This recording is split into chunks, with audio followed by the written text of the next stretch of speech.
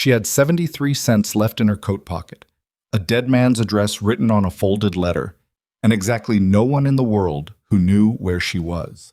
Celia Rowan stood on the main street of Black Ridge, Colorado, in the autumn of 1885, watching strangers move past her like water around a stone.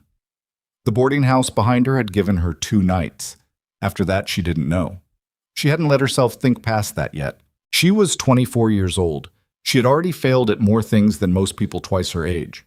What she didn't know, what she couldn't have known, standing there in the October wind with mud on her boots and dust on her coat, was that in less than 3 minutes, a boy she had never met was going to ask her a question that would change everything. If this story already has its hand on your heart, stay with us until the very end. Hit that like button and drop a comment telling me what city you're watching from. I want to see just how far this story travels.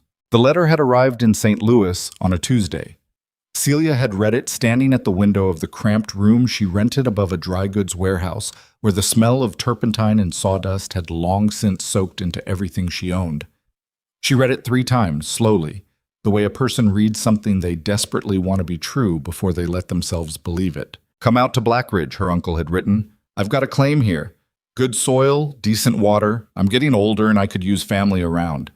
There's a life here for you if you want it, Celia. Lord knows you deserve one." She'd folded the letter carefully, tucked it into the inner pocket of her coat, and let herself feel something she hadn't felt in a long time. Hope was a dangerous thing. She knew that. It had let her down before. More than once, more than she liked to count. But she was tired of being careful.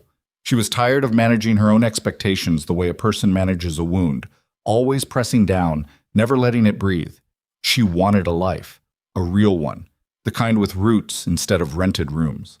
She had spent 3 weeks settling what could be settled in St. Louis.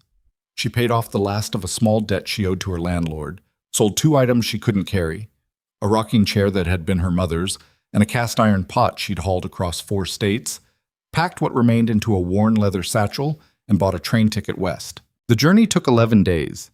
She ate sparingly and slept sitting up, and watched the country change outside the window from flat Missouri farmland to the raw, broken terrain of Colorado. The mountains appeared on the 8th day, distant and gray-blue and enormous, in a way that made her feel both small and, oddly, less afraid. Something about the mountains seemed honest. They didn't pretend to be manageable. Black Ridge appeared through the train window as a scatter of low buildings against a hillside, a water tower, a church steeple, smoke rising from chimneys into a cold October sky. It looked like a dozen other frontier towns she had passed through.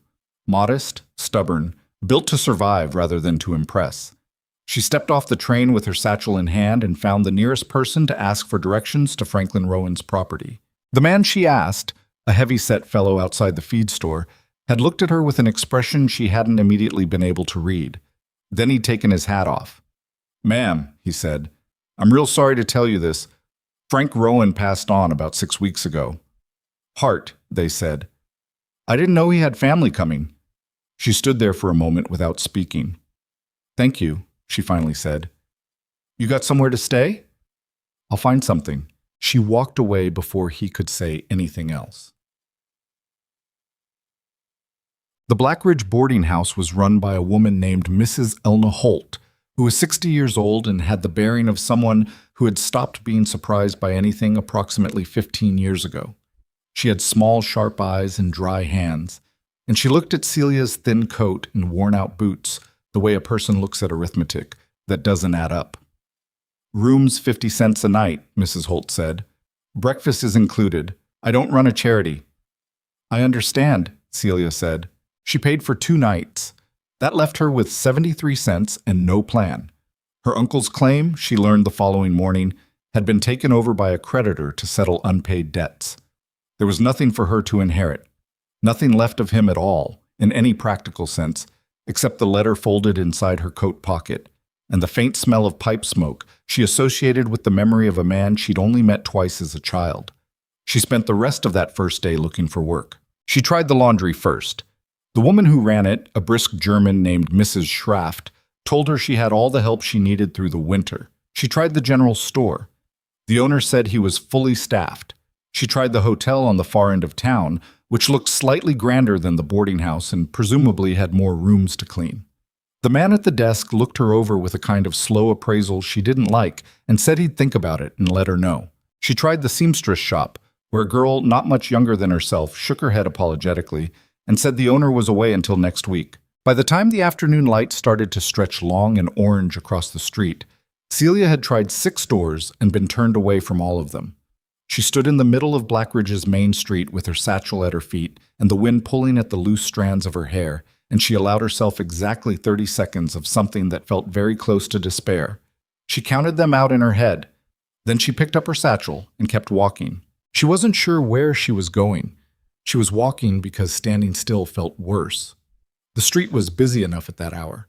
Men moving between the hardware store and the saloon, a woman in a heavy shawl directing a young boy to carry a crate, a pair of horses tied to the post outside the land office. And no one paid her any particular attention. That was both a relief and its own particular kind of loneliness. She found a bench near the far end of the street, not far from where the road narrowed and the buildings gave way to open ground and the beginning of a dirt track that wound up into the hills. She sat down and let herself think, which she'd been avoiding doing since she arrived because thinking too precisely about her situation didn't improve it any. She had 73 cents. She had 2 nights left at the boarding house. She had no family, no work, and no one in this town who knew her name. She had been in worse situations, technically speaking. There was a winter in Chicago 2 years ago that had come close. There was the business with the position in Kansas City that had fallen through the day she arrived, same as this.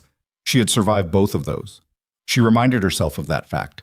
Surviving, however, was getting old. She was looking at her hands in her lap, turning this over quietly in her mind, when she heard footsteps and then a boy's voice. "Why do you look so sad?" She looked up. He was about 8 years old, with dark hair that needed cutting and a smear of what appeared to be axle grease along the side of his jaw. He was wearing a coat 2 sizes too large, the sleeves rolled up, and he was looking at her with the direct, unself-conscious curiosity that only very young children and very old people seem to be capable of. "I'm not sad," she said. "I'm thinking." "You look sad," he said. He sat down on the end of the bench without being invited, which she found she didn't mind. "I'm Finn. Celia. You came on the train yesterday, Tom," he said. It wasn't a question. "I saw you at the station." "That's right." "Are you going to stay here?" "I don't know yet." She looked at him. "Do you usually talk to strangers?" "Pa says I talk too much to everyone," Finn said, without any particular concern. "Are you hungry? We've got biscuits from this morning." "That's very kind of you," Celia said, "but I'm all right." Finn looked at her for a moment with the same frank assessment, then turned to look over his shoulder. Celia followed his gaze. There was a man standing about 20 feet behind them, partially turned away, watching a wagon pass on the street. He was tall, broad through the shoulders, wearing a heavy work coat and a hat pulled low. He hadn't been there a moment ago, or she hadn't noticed him. "That's my pa," Finn said. "Gideon Mercer. He's a rancher. He's got the Calder Creek property up the North Road." The man, Gideon, had started walking. He moved with the particular deliberateness of someone who has made up his mind to go somewhere and intends to do exactly that. He was heading away from them, back up the street. "He doesn't look like he's going to talk to me," Celia said. "He doesn't talk to people much," Finn agreed. "He worries, though.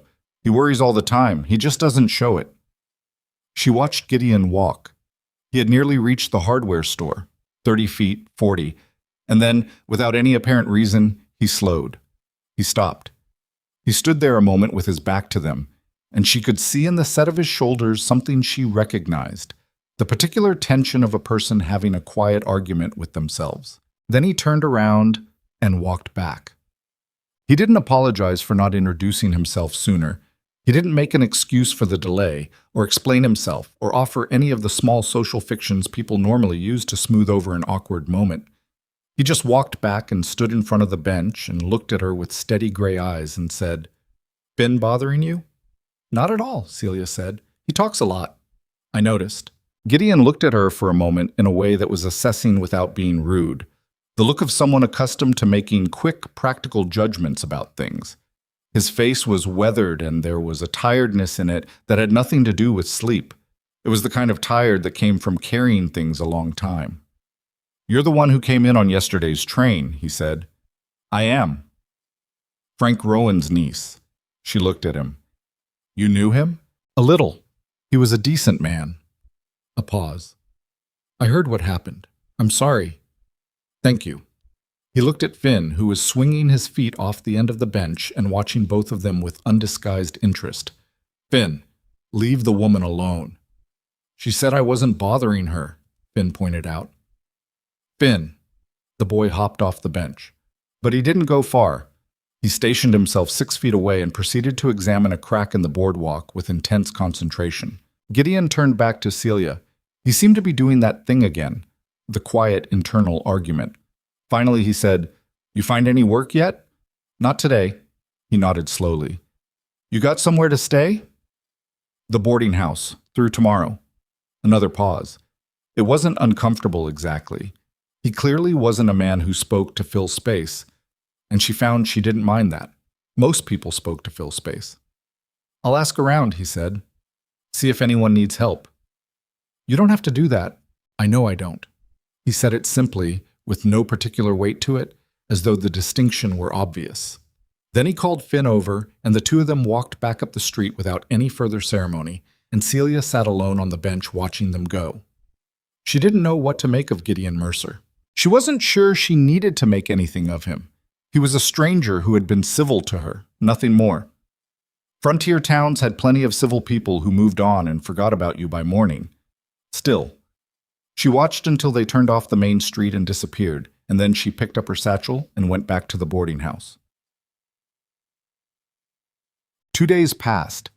She had almost given herself over to the idea of moving on, maybe Durango, maybe further west, when Mrs. Holt knocked on her door in the morning of her 3rd day and told her someone had left an envelope at the front desk for her. The envelope had her name on it in blocky, unpracticed handwriting and contained exactly enough money for 4 more nights at the boarding house. There was no note. She sat on the edge of the bed and held the money in her hand and tried to think about it practically.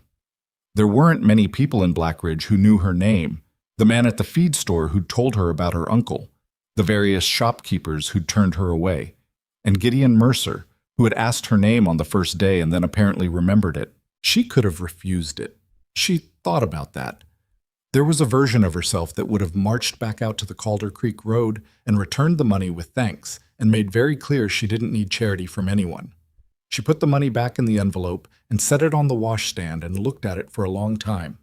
Then she left it there. She didn't touch it for a day and a half. On the afternoon of the 5th day, she used it to pay for another 4 nights. The work at the laundry came through unexpectedly. Mrs. Schraft appeared at the boarding house door on a Wednesday morning with the news that one of her girls had twisted her ankle badly enough that she couldn't stand at the tubs. And was Celia still looking? Celia was looking. She didn't ask how Mrs. Schraft had come to think of her specifically. She suspected she knew, and she wasn't sure how she felt about it.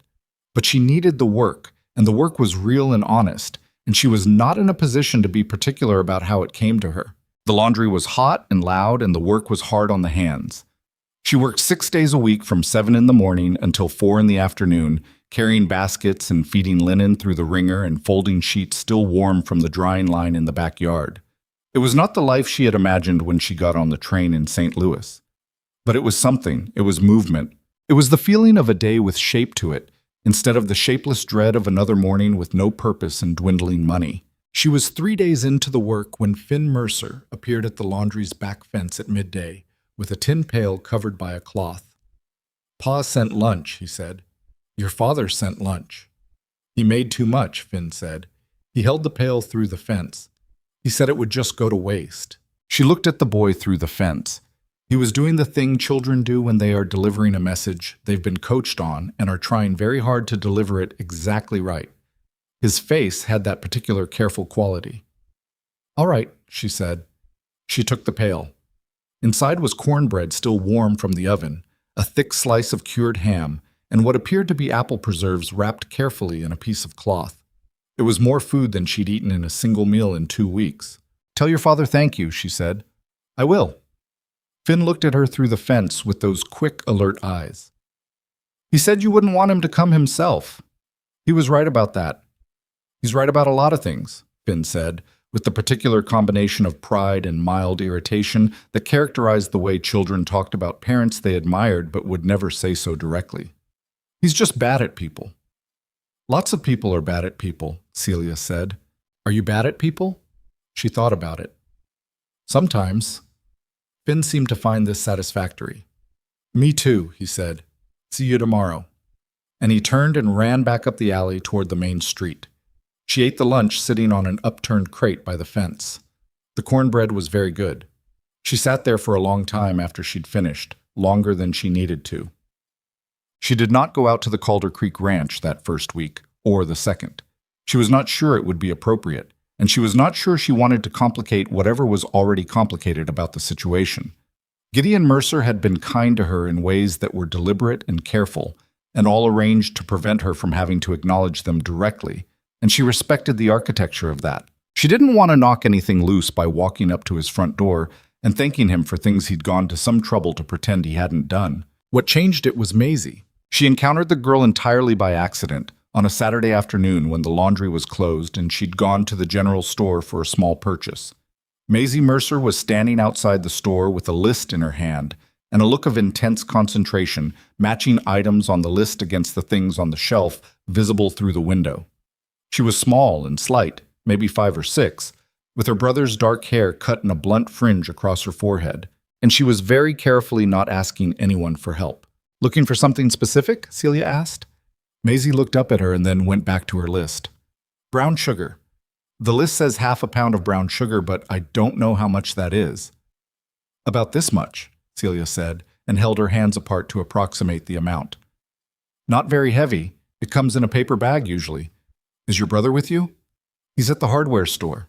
Maisie looked at her. I know who you are. You're the lady Finn talks to. That's me. He talks about you a lot, Maisie said.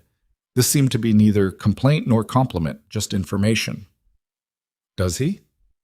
He says you don't lie to him. She said this very seriously, the way children say serious things. He says most grown-ups lie to kids all the time, like when they say everything's fine. Celia looked at the little girl for a moment. Your brother is pretty observant for 8 years old. He's 9 now. Maisie turned back to the store window. Do you want to help me find the brown sugar? I don't want to ask the man inside because he sighs. I know the type, Celia said. Come on. They went inside together. The man behind the counter, who did in fact sigh at frequent intervals, weighed out half a pound of brown sugar without incident. Maisie paid for it from a small coin purse she kept tucked in her coat pocket with the focused seriousness of someone conducting a financial transaction of great importance. Celia bought her tin of tea. They went back out into the street together. Are you going home now? Celia asked. I have to wait for Finn. Maisie looked up the street.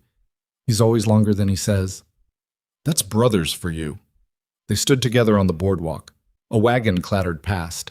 Maisie watched it with the particular distant quality of a child who is accustomed to waiting and has learned to do it without complaint.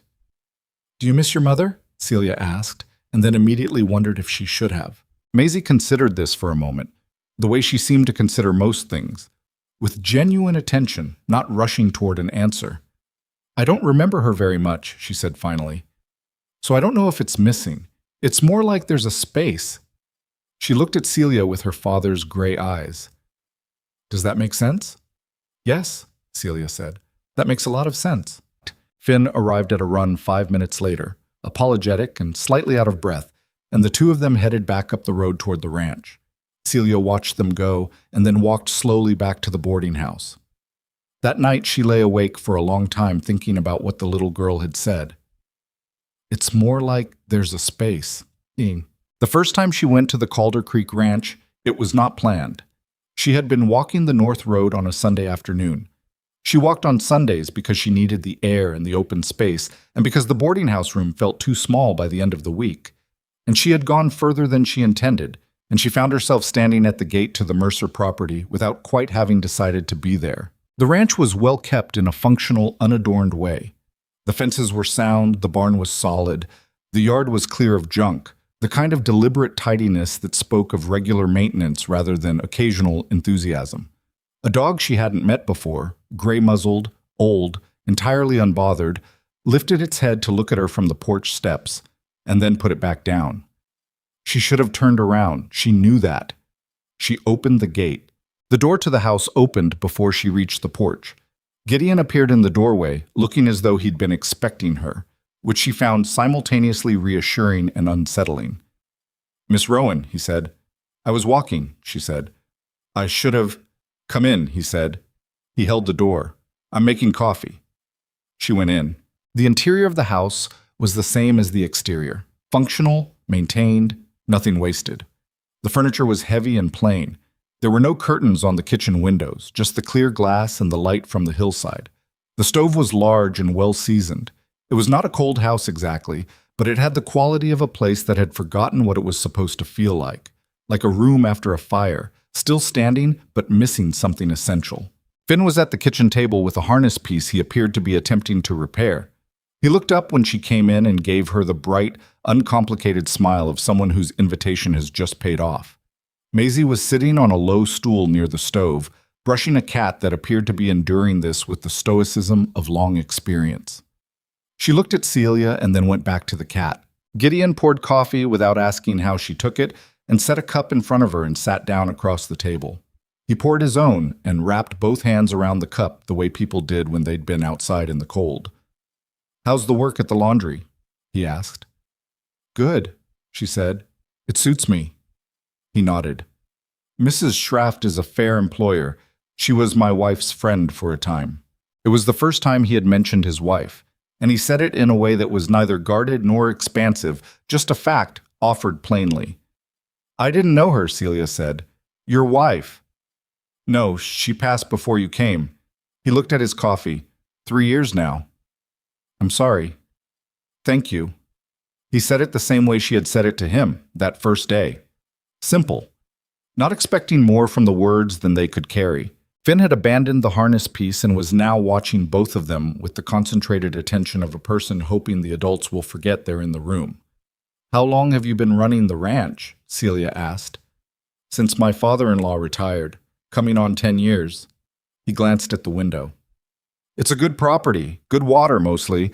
The north pasture floods some years, but you can work around it. You like it?" He looked back at her with a slight quality of surprise, as though this were a question that didn't occur to him as one that needed answering. "It's mine," he said. She understood what that meant. They sat with the coffee and Finn eventually started talking, because Finn always eventually started talking, and the afternoon turned into early evening, and she looked up at some point and realized the light had changed, and she had been there for 2 hours. She stood up to go, and Maisie, who hadn't said more than 6 words since she arrived, came and stood next to her without explanation. "Your hair is coming loose," Maisie said. "Is it?" "In the back." Maisie reached up, entirely uninvited, and repinned it with the matter-of-fact efficiency of someone who was used to managing her own hair and found the situation simply in need of attention. "There," she said, and went back to her stool. Gideon was watching this with an expression she couldn't quite read, something between surprise and something older and quieter. "I'll walk you out," he said. They stood by the gate in the early evening, the sky above the hills turning that deep Colorado blue that looked almost purple at the edges. The dog had followed them and sat at Gideon's feet. "You don't have to keep sending things," she said. "The lunches. The envelope." He looked at the hills. "I know. I mean, I'm grateful, I am. But you don't have to. I'm not going to fall apart." He turned and looked at her directly then, with those steady gray eyes. "I didn't think you would." "Then why?" "Because it was the right thing to do." He said it without any particular emphasis, just stating a thing that was obvious to him. "You were in a hard spot, and it was in my power to do something about it. That's all." She held his gaze for a moment. "You do that a lot? Just decide something is the right thing, and then do it, without asking anything back?" He appeared to actually consider this. "I don't keep track," he said. "Seems like a lot of effort keeping track." She laughed. It surprised her, the sound of it, sudden and real, out in the cold October air. It surprised him too, she thought. She saw something shift briefly in his face before he looked away. "Good night, Miss Rowan," he said. "Good night, Mr. Mercer." She walked back down the north road toward town with the purple sky above her, and the cold coming down off the mountains, and the sound of her own boots on the road. She was thinking about what Maisie had said. It's more like there's a space. She thought she understood that better now. October gave way to November. She settled into a rhythm she hadn't expected to settle into. The laundry 6 days a week, Sunday walks, the ranch when she walked too far, and she began walking too far with increasing regularity. She stopped pretending, even to herself, that it was accidental. Finn had appointed himself something between a guide and a self-selected companion. He showed her the property's features with the proprietary pride of someone showing off something they hadn't built but had every intention of inheriting. The East Creek, which ran shallow and cold over round stones. The old apple tree in the yard, its branches bare now, thick-trunked and serious and clearly very old. The barn where Gideon kept 3 horses and a small number of dairy cattle and a flock of chickens that Finn managed with an authority that was entirely self-appointed and only partially effective. "That one's a problem," Finn told her one afternoon, pointing at a rust-colored hen that was standing in the middle of the yard with the blank, certain conviction of a hen with no concerns in the world. "She gets out of the coop every time. Pa says she's too determined to stop." "Some things you can't fix," Celia said. "You just account for them." Finn looked at her with that intent gaze. "That's what Pa says, too." "Maybe your father and I think alike." Finn smiled at that, a sly, satisfied smile, and didn't say anything. Gideon himself worked with a kind of focused economy that she found increasingly comfortable to be around. He didn't perform his work for her. He didn't explain it. When she appeared on Sundays, he simply included her in the practical reality of whatever needed doing, a fence post that needed setting, a section of roof on the smaller shed that was getting soft, the autumn preparation of the vegetable garden beds before the hard frost came in. It was during that garden work that she first understood something. The vegetable plot was on the south side of the house, catching the best of the autumn sun. Most of it was in good order, neatly turned under, ready for spring. But there was a section along the western edge, a long rectangular bed separated from the rest by a border of old stones, where nothing had been touched. The plants were dead and unharvested, dried and broken, some collapsed into the soil. The bed itself was edged with river stones that had been laid with more care than the rest, in a pattern that was clearly deliberate, not just functional, but intended to be something. She was looking at it when Gideon came around the corner of the house with a barrow. He saw her looking. He stopped. They stood there for a moment in the pale November sun, neither of them speaking.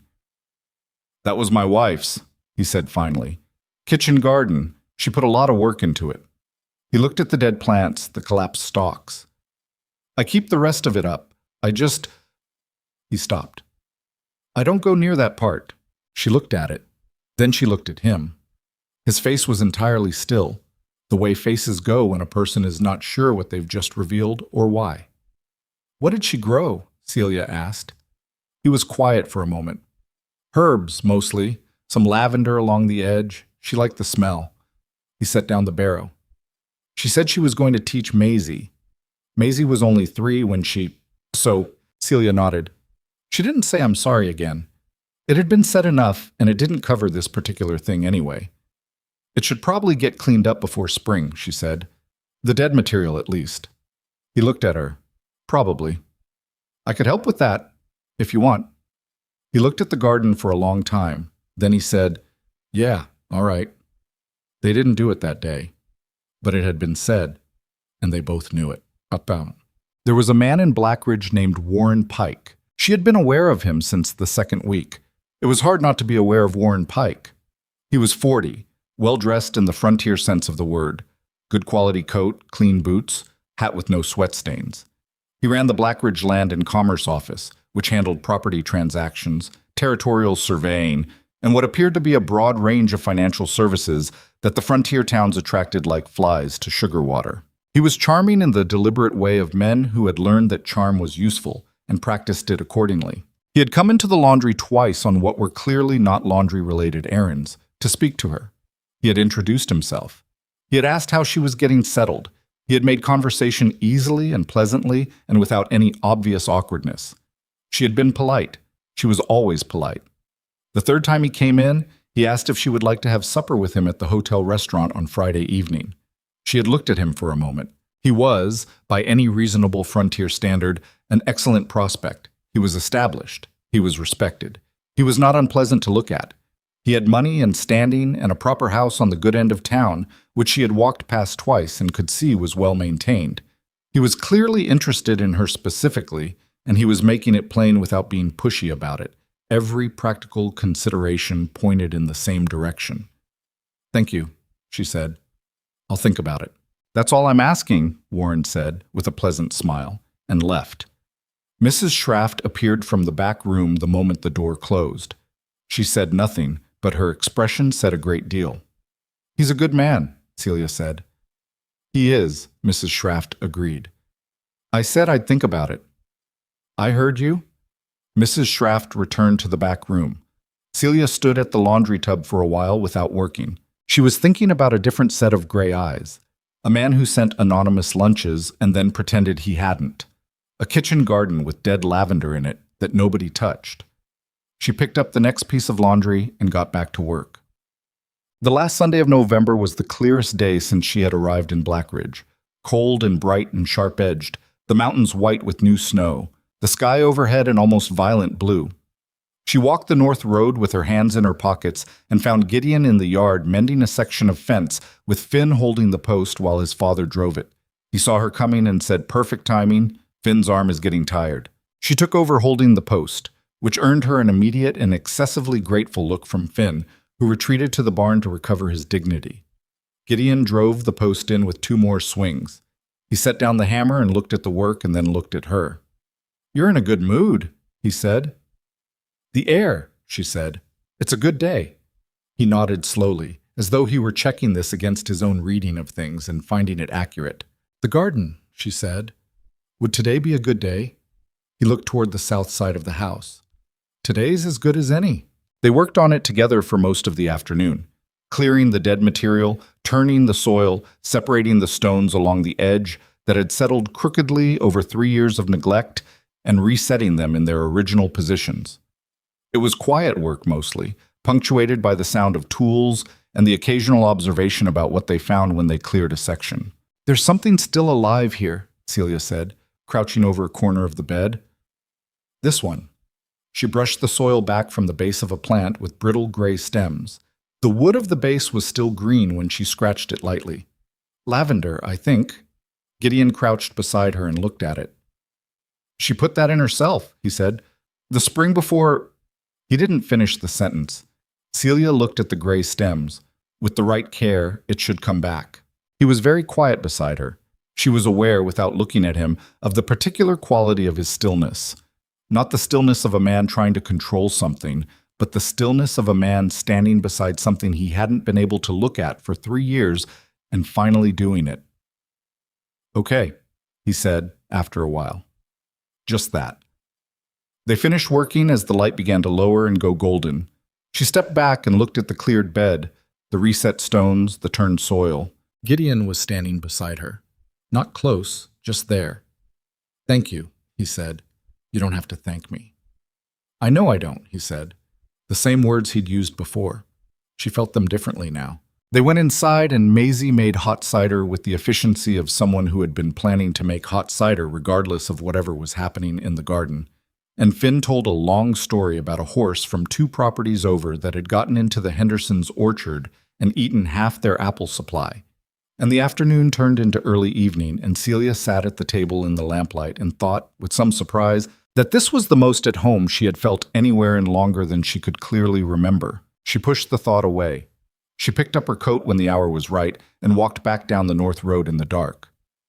But the thought walked with her the whole way home. December arrived the way it always did in the Colorado high country. Not gradually, but all at once, as though winter had been waiting just over the ridge and finally decided it had waited long enough. The temperature dropped 12 degrees in a single night, and by morning the north road was frozen solid, and the water in the barrel outside Mrs. Holt's boarding house had a skin of ice on it thick enough to need breaking with an elbow. Celia stood at the window of her room with her coffee and watched her breath cloud the glass and thought, with more clarity than she'd had about anything in a long time, that she needed to make some decisions. She had been in Blackridge for 6 weeks. She had work, for now. But Mrs. Schraft had been honest with her about the winter months, when the laundry trade thinned out and the hours would likely be cut. She had a room, but the boarding house cost was eating steadily through what she was earning, and she had done the arithmetic enough times to know that by February, if nothing changed, she would be right back where she started. And she had Warren Pike, who had asked her a second time to supper, politely, without pressure, and to whom she had given a second non-answer that she suspected he was beginning to understand was its own kind of answer. She finished her coffee, set the cup down, and got dressed. The thing about practical problems was that they were, at least, practical. You could look at them directly.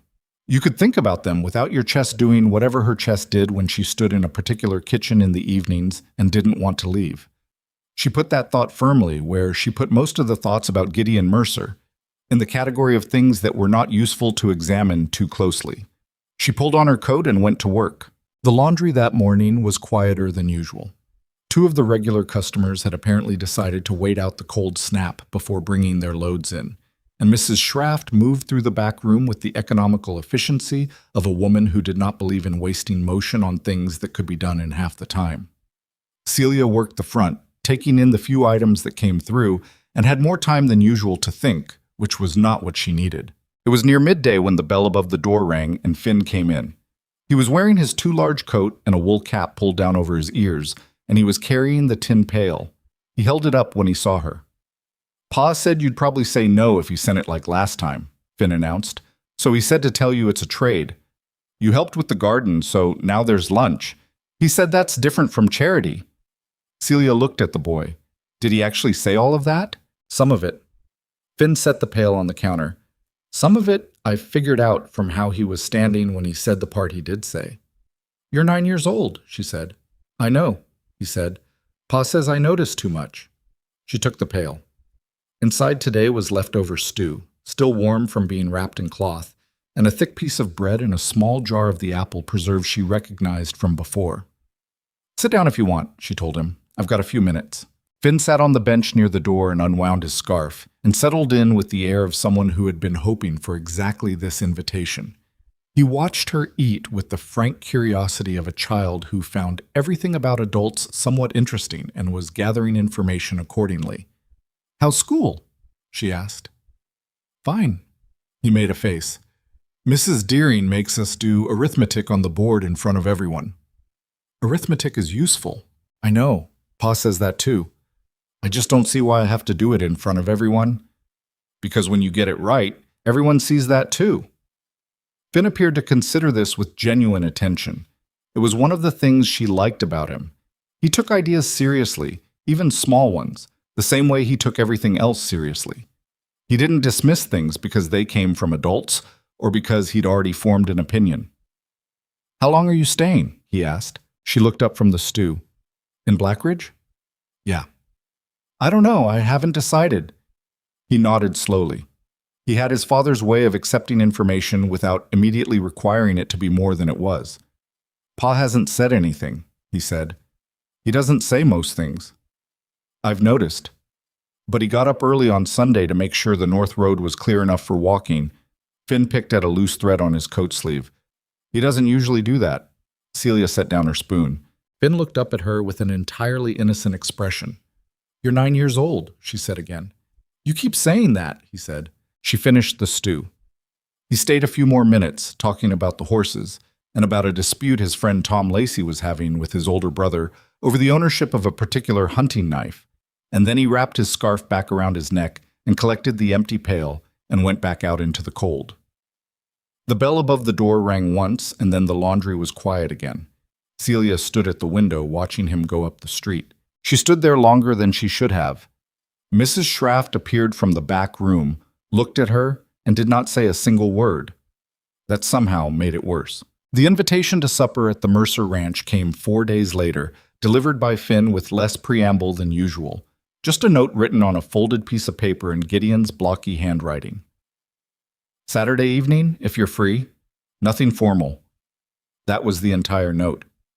She held it for a moment and then put it in her coat pocket and didn't think about it for the rest of the day, which was a lie she told herself with varying success. She went.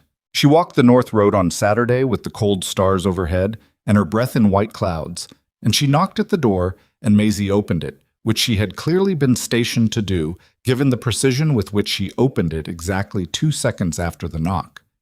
"You came," Maisie said, with the satisfied air of someone whose prediction has been confirmed. "I said I would. Some people say they will, and then don't." Maisie stepped back to let her in.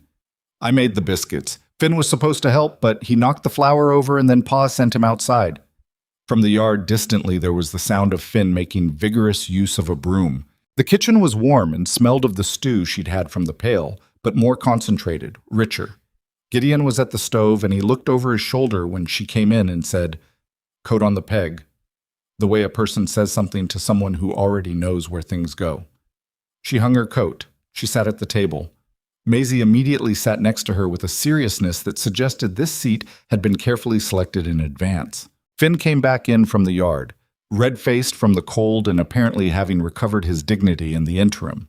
He sat across from her and launched immediately into a story about the Henderson horse, which had apparently gotten into their apple supply a second time, in defiance of what Celia understood to have been a reasonably comprehensive fence repair. "Some things," Gideon said, carrying the pot to the table, "you account for." Celia caught his eye. He didn't quite smile, but something shifted in his face. They ate, and it was not a formal dinner by any measure. The stew was good and plain, and Maisie's biscuits were slightly uneven in shape, but tasted fine. And Finn knocked over his water at some point, and there was a brief practical interval involving a cloth. And Gideon said, "Finn," in a particular tone, and Finn said, "I know, Pa," in a tone that indicated he knew, but wanted it acknowledged that it was an accident. It was a small and slightly chaotic supper at a kitchen table with mismatched chairs, and it was, without question, the best meal Celia had eaten in years. She wasn't sure what to do with that. After supper, Maisie asked if Celia would braid her hair. Not by way of asking, exactly, more by appearing at her elbow with a hairbrush held out and a quality of patient expectation that didn't really leave room for negotiation. "You should ask," Gideon said. "I am asking," Maisie said. She looked at Celia. "Sit down," Celia said. Maisie sat. Celia worked the brush through the dark hair carefully and began the braid. Finn had taken out the harness piece again, always that harness piece, and was working on it at the table with his tongue pressed to the side of his mouth in concentration. Gideon had settled in the chair near the stove with a mug of coffee and a length of leather he was mending. Nobody was talking. The stove ticked. Outside, the wind had picked up and was pushing against the windows with a sound like someone leaning against a door. It was a quiet that had weight to it, the kind of quiet that only happened in rooms where people were comfortable enough with each other to stop filling the air. Celia braided Maisie's hair slowly and thought about the last time she had sat in a room that was quiet like this and not wanted to be somewhere else. She couldn't find it. It might not have happened before. "There," she said when she'd finished. She tied off the braid with the ribbon Maisie had brought. Maisie reached back and felt the braid, the way children do to verify that what they can feel matches what they imagine. Then she got down and went and looked in the small mirror on the wall near the door. She looked at her reflection for a moment. "Mama used to do it different," she said. "Not to anyone in particular, just out loud." Gideon looked up from the leather. Something moved across his face and then steadied. "Yeah," he said.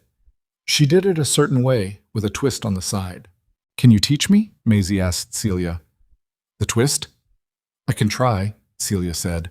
"I don't know if I do it the same way, but I can show you what I know." Maisie nodded once, carefully, and then went and sat back down on her stool.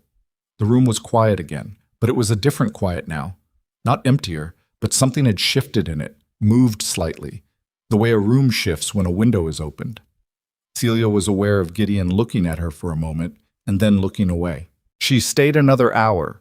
She helped Maisie clear the supper things while Gideon got the children ready for bed, and she listened to Finn's extended argument that he did not, in fact, need to go to bed yet, because it was Saturday, and Gideon's unhurried and entirely unswayed response that Saturday had the same number of hours as every other day. She washed the pot while they were upstairs, and she heard, through the ceiling, the back and forth of bedtime, a question from Maisie she couldn't make out, and Gideon's low answer, and then quiet. He came back downstairs to find her drying the pot with the cloth from the nail by the sink. "You didn't have to do that," he said. "I was here," she said. Same logic as his. He took the pot from her and hung it on the hook above the stove where it belonged. He stood there a moment with his hands on the edge of the stove. "I don't know how to say this without it coming out strange," he said, which was more preamble than he usually offered for anything. She waited. "This is the first—" He stopped. Started again. "Having someone here. At a table, the four of us." He was looking at the stove, not at her. It's been a long time since it felt like this and not like something was wrong. She held the cloth in her hands and didn't say anything. "I'm not saying—" He turned to look at her then. "I don't want you to take that the wrong way." "I didn't," she said. "Okay." He picked up his coffee mug, set it down. "Okay." She folded the cloth and hung it back up. She got her coat from the peg. "Gideon," she said. He looked at her. "Thank you for supper." "Yeah," he said. "Not you're welcome, not any time. Just yeah, and it covered more ground than either of those would have." She walked back down the north road in the dark. The wind had died down and the stars were extraordinary. She walked with her hands in her pockets and the hard frozen ground under her boots, and she thought about what he'd said, and about what she'd felt sitting at that table, and about Warren Pike's perfectly neat coat and easy charm, and about Maisie's small hand reaching back to feel the braid. She thought about a lot of things. She didn't resolve any of them, but they were clearer now, laid out more plainly in her mind, and she supposed that was something. The days turned and December deepened, and she found herself making the walk to Calder Creek on Sundays without debating whether she should. It had become a fact of her week, like the laundry hours and the Saturday market and the particular creak of the boarding house stairs on the third step. Some things settled into routine not because you decided them, but because they simply became what you did. She helped with the winter work when there was winter work to be done. She was not skilled with livestock and didn't pretend to be, but she could learn, and she was willing to do the work without complaining about it, which Gideon seemed to recognize and appreciate without needing to say so explicitly. She learned to break the ice on the water trough in the mornings without losing the whole weight of the mallet into the trough, which took 3 attempts. She learned which of the horses would stand quietly for the brush, and which one— the bay gelding named Soot, who Gideon described without any apparent frustration as a difficult animal, would not. She learned that Gideon's tiredness was not laziness. He was up before the light and worked until it was gone, and managed the whole of the ranch with 2 part-time hands who came in during the heavier seasonal work and then left again. And in between it was just him and the land and whatever a 9-year-old and a 6-year-old could reasonably contribute, which was more than she'd expected, actually. Finn was genuinely useful, in the dogged, determined way of a boy who has decided to be useful and is not going to be dissuaded by difficulty. Maisie managed the chickens and the kitchen garden beds, now that they were cleaned out, and took both responsibilities with a gravity that suggested she understood their actual importance. And Celia was there on Sundays, and sometimes she helped and sometimes she just sat on the porch with her coffee while Gideon worked the fence line she could see from there. And sometimes Maisie sat with her in a companionable silence that she had come to value more than most conversations she'd had in her life. One afternoon in late December, she was in the barn with Finn, helping him muck out the stalls, a task he'd been avoiding all week, and had finally recruited her for under the guise of showing her something interesting about the horses. When she asked him, without particularly planning to, "What do you remember most about your mother?" Finn was quiet for a moment, working the fork. He didn't seem surprised by the question. "She laughed loud," he said finally. "Like, really loud. Sometimes Pa would look embarrassed, but I think he liked it." He pushed a load of dirty straw into the barrow. "She used to sing while she cooked. I can't remember any of the songs anymore. Just that she did it." "That's something good to remember," Celia said. "Pa doesn't talk about her much," Finn said. "Not because he's sad all the time. I think it's more like he doesn't know how to start. Some things are hard to find the first word for." Finn leaned on the fork handle and looked at her. He did this sometimes, stopped working and looked at her with an expression that was too steady and too old for his face, like he was checking something against an interior register she wasn't privy to. "Are you going to stay?" he asked. "In Blackridge." "Really?" "I'm here now," she said. "That's not the same." She worked her rake along the edge of the stall and thought about how to answer. "I don't know," she said. "I came here for one reason, and that reason's gone. Now I'm finding other reasons. Whether they're enough?" She shrugged. "I'm still working that out." He nodded. He went back to work. After a moment, he said quietly, with his face turned toward the stall wall, Maisie cried when you weren't here for 2 Sundays in a row. When you were sick. Celia stopped moving. She didn't tell me to tell you that, Finn said, but I thought you should know. She set down the rake. She looked at the back of Finn's head, at the way his neck was turned slightly away, the studied casualness of the posture. Thank you for telling me, she said. He shrugged, the way children shrug when they've done something that mattered and don't want to acknowledge it. Someone had to, he said. She picked up her rake and got back to work. The barn was warm from the animals, and the smell was strong and honest, and she worked until the stalls were clean and her shoulders ached, and she thought, not for the first time, that she had been wrong about this place. Wrong about all of it. She'd thought she was coming to Blackridge to find something.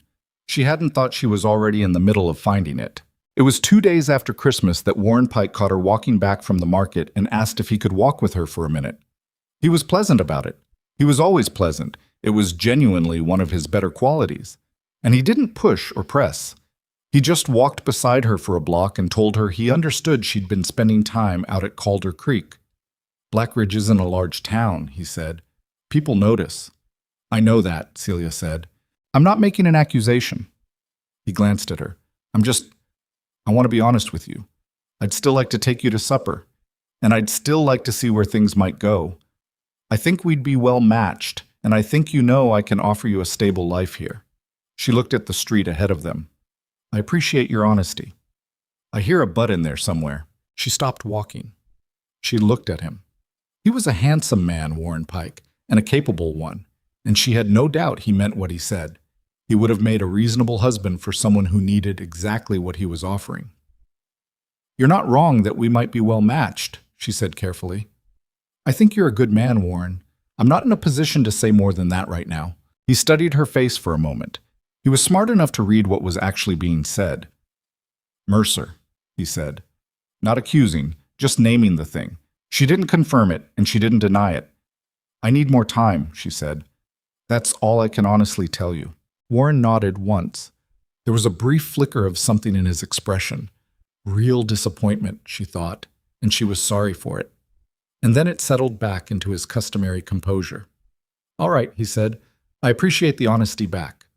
He tipped his hat and went the other way up the street, and Celia stood at the corner for a moment and watched him go and felt the complicated weight of a choice that hadn't quite been made yet but was getting less avoidable by the day. Behind her, the mountains were white above the town, and the north road wound up into the hills where the Calder Creek Ranch was smoke and lamplight against the winter sky. She turned up her collar against the cold and walked on.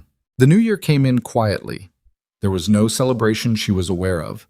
The saloon was loud until late, but the rest of Blackridge simply moved from one side of it to the other without ceremony. Celia sat at her boarding house window on the night of December 31st with a cup of tea and watched the light in the windows across the street and thought about where she had been a year ago. A different rented room, a different town, the same feeling of being on the outside of something looking in. She thought about the inside of Gideon's kitchen, the stove ticking, Finn's story about the Henderson horse. Maisie's hand reaching back to check the braid. She set her teacup down. The trouble with hope, she had always known, was that it was the most dangerous thing in the world to carry, more dangerous than nothing, because nothing couldn't disappoint you. But she was 36 days past 73 cents and a dead man's address, and she was still here. And the North Road was still there. And the kitchen window of the Mercer house was still, most Sunday evenings when she walked back, the last light she could see before the road curved and Blackridge came into view below. She was still here. That had to mean something. She got into bed, turned out the lamp, and lay in the dark and listened to the muffled sound of the new year coming in, and let herself feel, very carefully, the particular warmth of a thing that was not yet certain but was no longer nothing. January in Blackridge was the kind of cold that got into the walls. Not just the air. The walls themselves, the floors, the wooden frames of the windows that contracted overnight and let thin needles of wind in through gaps that hadn't been there in October. Mrs. Holt went around with rags stuffing the worst of them, and the boarders ate breakfast closer together than they otherwise might have, not out of any particular warmth toward each other, but because the stove in the dining room was doing its best, and its best had a radius. Celia ate her breakfast fast and walked to work in the dark. The laundry hours had thinned out the way Mrs. Schraft had warned they would, down to 4 days a week, and on the 3 days she wasn't working, she had too much time and not enough to spend it on. She mended her few clothes until they didn't need more mending. She read the single book she'd carried in her satchel from St. Louis, a battered copy of a novel she'd already read twice, until she knew certain passages by feel. She walked, when the cold permitted, and when it didn't, she sat at the small table in her room and did the arithmetic of her situation for the 100th time, arriving at the same set of conclusions that she kept refusing to act on. The arithmetic was not complicated. She was earning less than she was spending. The gap was small, but it was steady, and small, steady gaps had a way of becoming large gaps by the time you noticed them. By March, if the laundry hours didn't pick back up, she would need to make a decision one way or another. She knew what the sensible decision was. Every practical bone in her body had been pointing at it since December. Warren Pike had asked her a third time in January, and she had given him a third non-answer, and she had seen in his face for the first time a quality that was not quite patience, something slightly more careful than that, slightly more prepared. The sensible decision was to say yes to Warren Pike. She knew this. She sat with it, turned it over, looked at it from every practical angle. A home, security, a place in Blackridge that was hers by more than a weekly rental arrangement. Warren was not a man she would have to worry about in the way she had worried about men before, in other towns, other circumstances. He was measured and decent, and he had made his intentions clear without any manipulation she could identify. He would be a fair husband. She had no doubt of that. She lay awake in the dark of her boarding house room and thought about fair. Fair was a long way from the kitchen at Calder Creek. She was aware that this was not a rational way to make a decision. She was aware that the warmth she felt in Gideon's kitchen was not the same thing as a plan, and that the way Maisie reached for her hand sometimes on the walk back from the chicken coop was not a promise anyone had made, and that Gideon himself had said nothing, nothing direct, nothing that could be taken as an offer or an intention. He had said, "This is the first time it felt like this, and not like something was wrong," and that was the most he had said, and she had been carrying it around like a smooth stone in her pocket ever since, taking it out to look at it and putting it back. That was not a proposal. That was a man who was bad at people telling her something true. She told herself all of this, every night. It didn't make the North Road any shorter.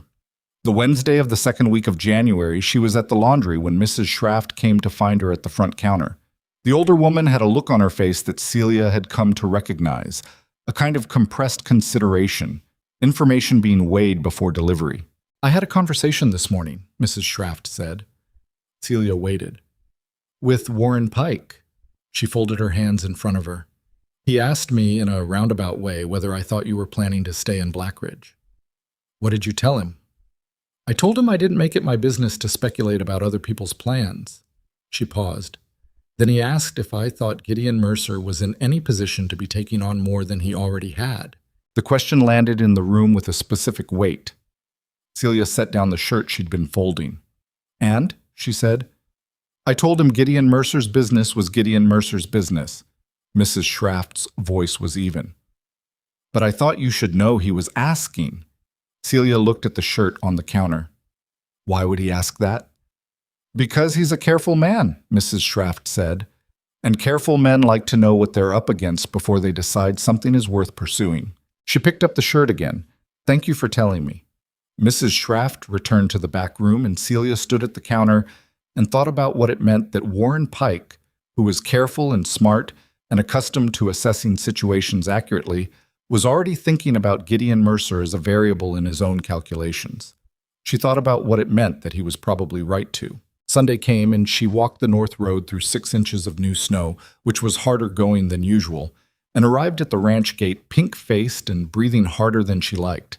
Gideon was in the yard splitting wood, which in the cold was both practical and, she had noticed, the thing he did when he was working something out in his head.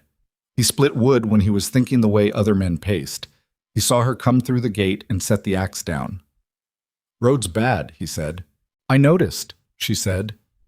He looked at her for a moment with those gray eyes.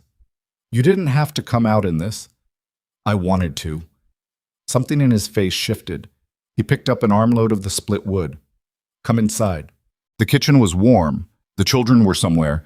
She could hear Finn's voice from upstairs in the particular tone he used when explaining something to Maisie that Maisie had already decided she didn't need explained. Gideon built up the stove and they sat across from each other at the kitchen table with coffee, and she told him about the reduced hours at the laundry, not as a complaint but as information, because she had come to understand that Gideon handled information better than he handled anything that felt like an emotional appeal. He listened without interrupting. He did that, gave things room to be said. "What are your options?" he asked when she'd finished. "I've been thinking about that." "Pike." He said it the same way he said most things, flatly, without obvious inflection, but she knew him well enough now to hear the particular quality of the flatness. "He's asked me several times." Gideon looked at his coffee cup. His jaw was set in the way it went when he was being careful. "He's a capable man. He runs a solid operation." "That's true. He could offer you a good life here." He said this the way a person says something they've rehearsed saying without giving themselves away. It was not entirely successful. "That's also true," she said. He was quiet for a moment. Outside the window, the snow was coming down again, fine and steady, and the light in the kitchen was the particular quality of midwinter indoor light, warm and enclosed. She watched his face and waited. "Celia." He said her name the way he rarely said anything, directly, without approach. "I'm not going to tell you what to do." "I know that. I'm not in a position to—" He stopped, set down the cup. "I've got 2 kids and a ranch that needs work every day and the better part of nothing to offer a woman except more of the same." "Is that what you think you're offering?" she said. It was not quite a question. He looked up at her. "Because I've been coming out here every Sunday for 2 months," she said, "and I haven't once felt like I was getting the lesser version of something." He held her gaze and said nothing. The stove ticked. Upstairs, Finn's voice had stopped, and there was quiet. "I don't know how to do this," Gideon said finally. His voice was lower. "I did it once, and I knew how then, and I don't anymore. I don't know if that makes sense." "It makes complete sense," she said. "I don't want to say something that isn't—" He rubbed the back of his neck with one hand. "I don't want to say something I can't back up with what I actually do." She looked at this man, his weathered face and his careful gray eyes, and the tiredness in him that had nothing to do with sleep and everything to do with 3 years of holding things together alone. She thought about the anonymous envelope, the lunch pails, the North Road, cleared for walking on Sunday mornings. "You've been backing things up with what you actually do," she said, "since the day we met." Something crossed his face. Not relief exactly, but close to it. The look of a man who has been braced for something and found that it was not what he expected. "I'm not asking you to say anything," she said. "I'm just—" She looked at her own hands on the table. "I need you to know that I see it, all of it. I'm not walking out here every Sunday by accident." He was very still. "Okay," he said. Just that. But the way he said it was different from the way he usually said it. It had weight. Finn came down the stairs at that moment with the unerring instinct of a 9-year-old for appearing at the exact moment adults have just finished saying something important. He looked between them with bright, carefully neutral eyes. "Is there more coffee?" he asked. "Sit down," Gideon said. Finn sat down and got more coffee. The moment passed, or rather it didn't pass, but it settled, moved into the walls of the room along with the warmth from the stove and the sound of the snow against the window. She stayed until mid-afternoon. When she left, Gideon walked her to the gate, as he always did. The snow had stopped, and the afternoon was clear and cold and very still. "Celia," he said at the gate. She turned. He looked at her for a long moment, and she could see him working towards something, assembling words out of what she understood was a very limited supply of available words for what he actually felt. "Don't decide anything fast," he said. "Just give it the time it needs." She looked at him. "Is that you asking me to stay?" "It's me asking you not to go," he said. "That might be the same thing. I'm still working out the difference." She walked back to Black Ridge with that in her coat pocket alongside the stone of everything else he'd said, and she thought that was probably the most honest thing any man had ever said to her. She wasn't sure what to do with it, but she kept thinking about it, and that seemed like the beginning of something. What she was not expecting was Warren Pike. He came to find her on a Tuesday afternoon in the third week of January, not at the laundry this time, but at the boarding house, where she was sitting in the small front parlor that Mrs. Holt allowed the boarders to use in the evenings. He knocked at the door, and Mrs. Holt let him in with the neutral expression of a woman who had no stake in anyone's personal business and intended to keep it that way. He sat across from her. He was wearing his good coat. He'd taken his hat off. He looked, she thought, like a man who had spent some time deciding what to say and was now committed to saying it. "I want to be plain with you," he said. "I think you already know how I feel, and I think you know what I'm hoping for. I'm not here to push you." He paused. "But I do want to make something clear that I haven't said directly." "All right," she said. "I can give you something permanent here. A house. A position. Not just stability in the practical sense, but standing. In this town. You came here with nothing, and this town looked right through you, and I want to give you the kind of life where that doesn't happen again." He held her gaze. "I'm not asking you to feel something you don't feel. I'm asking you to consider what a life looks like, built on a solid foundation between two people who respect each other and want the same things." It was, she thought, a very good speech. Genuine, too. She could hear it in his voice. This was not a performance. "Warren," she said. "I know," he said before she could go further. "I know what you're going to say." "I don't think you do." He studied her. "Then say it." She looked at the window, at the January dark outside. "You're right that I came here with nothing. And you're right that this town looked through me. And everything you're offering is real, and I'm not dismissing it."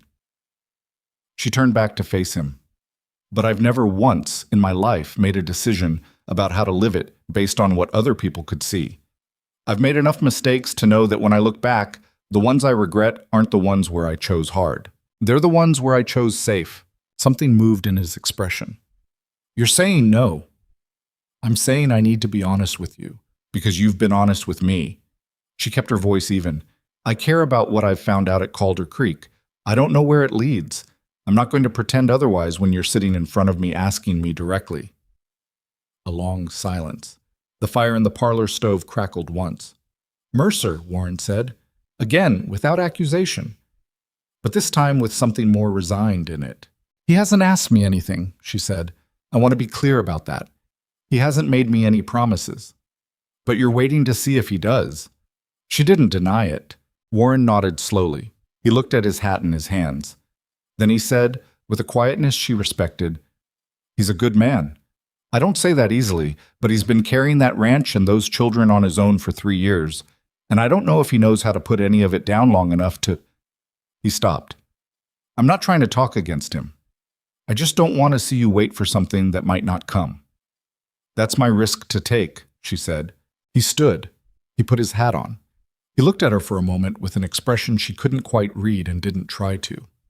"If you change your mind," he said, "I'll still be here. For a while, at least." "I know," she said. "I'm sorry, Warren." "Don't be." He said it simply. "You've always been straight with me. I'd rather have that than the other thing." He left. Mrs. Holt appeared from the hallway, as though she had not been standing there the entire time, which was not convincing, and asked if Celia wanted more tea. Celia said yes. They sat in the parlor and drank tea without speaking, and Mrs. Holt had the decency not to say a single word about any of it, which was the most generous thing she had done since the day Celia arrived. The days that followed were strange. Not bad exactly, but different, sharper at the edges somehow, the way things get when a decision has been made but not yet completed. She felt lighter and heavier at the same time. She had closed one door and the other door was not yet open, just there, with light coming under it. She thought about what Warren had said. He's been carrying that ranch and those children on his own for 3 years, and I don't know if he knows how to put any of it down. She thought about Gideon at the gate. I'm asking you not to go. That might be the same thing as asking you to stay. I'm still working out the difference. The man was working something out. She knew that. She had known it since the afternoon in the cleared garden with the dead lavender and the sound of his voice, saying she said she was going to teach Maisie. He was doing the work that grief required, the slow, stubborn work of picking up things you'd put down and deciding whether they still fit in your hands. She was patient. She had always been patient, underneath the forward motion and the practical arithmetic. She had learned patience from necessity, from the years of rented rooms and closed doors, and she had made peace with most of it. But she was also 31 years old and alive, and she had turned down a decent man's decent offer, and she was not going to wait indefinitely for a man who couldn't find the words. Something had to move. It was Maisie who moved it, the way Maisie moved most things, quietly, from a direction nobody expected. The last Sunday of January was warmer than any day since autumn, one of those brief, strange intervals of Colorado winter where the temperature climbed 20 degrees overnight and the snow along the road went soft and gray at the edges. Celia had arrived at the ranch to find Gideon out on the east fence line and Finn with him, leaving Maisie alone in the yard with the chickens. Maisie was sitting on the fence rail watching the rust-colored hen, the same escape artist she'd been hearing about since October, pick her way along the base of the coop looking for a gap. She didn't look up when Celia came through the gate. "She's going to find one," Maisie said. "She always does." "Some things you account for," Celia said, which made Maisie look up with a brief expression of satisfaction at the reference. She sat on the rail beside the girl. The sun was warm in a watery January way, just enough to feel it on your face without trusting it. They watched the hen for a while. "Are you going to go away?" Maisie said.